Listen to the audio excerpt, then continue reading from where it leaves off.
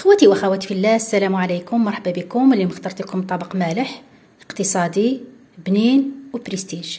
راح نحط فيه فقط 4 صدر تاع الدجاج. 4 صدر تاع الدجاج ممكن يوكل 6 اشخاص حتى 8 اشخاص. اذا عندي 4 صدر تاع الدجاج، انا راه كامل هنايا دوك نقطعوه باش يطيب لي بسرعه. عندي البصل، الحمص، البطاطا هنا ما يهمش التقطيع تاعها، انا قطعتها بالطول. عندي القرنون كما راكم تشوفوا انايا قشرته وخليت هذاك في الوسط، نعرفوا في الوسط يكحال بسرعه. يعني دوك انايا كي نجي نبدا في الوصفه نحي له هذاك الوسط ونزيد نحكو بالقارص.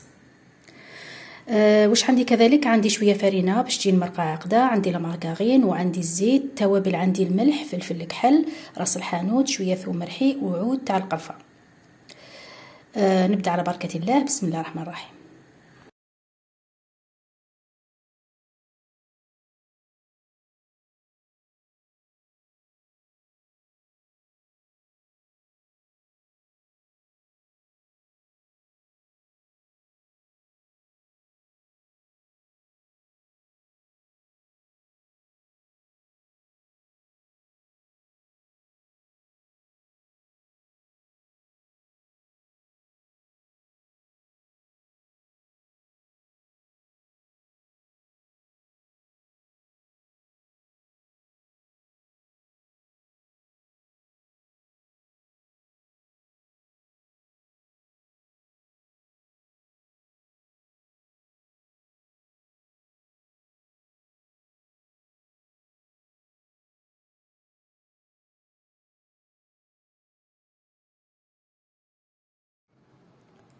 بعد ما طابت البطاطا والقرنون والدجاج هذاك نحيتهم كما راكم تشوفوا هنا راهي سخونه. دوكا نعبز عليها بهذه الاداه ولا غير بالفشيطه.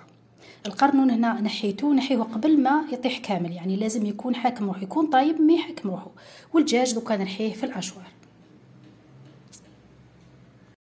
نجي دوكا نخلط هذاك الدجاج اللي وسته بالاشوار مع البطاطا. نجيب حاجه واسعه ونحط هذاك الدجاج، هي بالاشوار احسن باش يجي هكذا رقيق. نحط البطاطا. طبعا هنا الكميه دائما على حساب افراد العائله. طبق المالح دائما على حساب افراد العائله ولا حساب ديالك. نخلط مليح. احنا دائما في رمضان نحبوا الاطباق ننوعوا فيها، وطبق ساهل راكم شفتوا كشغل درت جواز، لكن عاود رجعته بريستيج. دوكا واش نحتاج؟ عندي شويه جبن، اي جبن يكون عندك. عندي الفارينه، حبه بيض ولا شطه. دوكا نكمل لك الوصفه ونحط المقله تسخن. ندير الزيت، ما نكثرش الزيت، نحتاج شويه زيت فقط. دوكا تشوفوا معايا كيفاش نقلي. خلط قبل هذا مليح.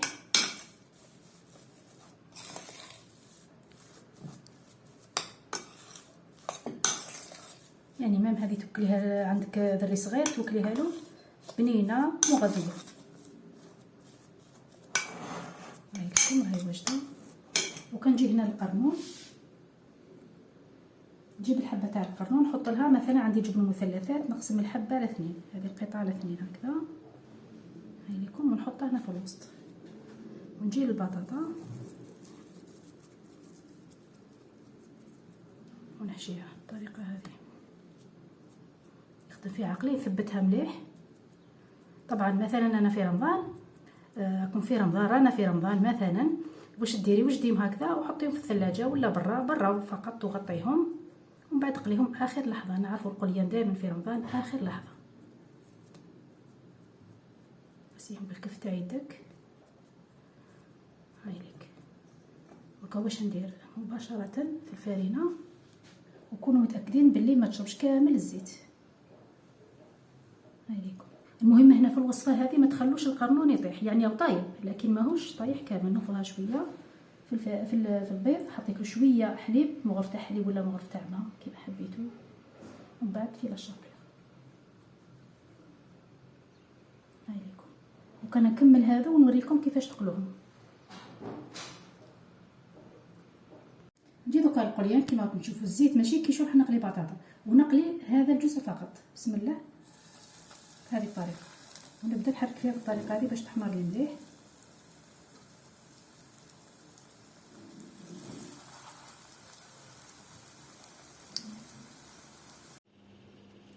وصلت معكم لنهاية الفيديو، أوليكم الطبق في شكله النهائي. أنا قسمت لكم هنا حبة باش تشوفوها عن قرب.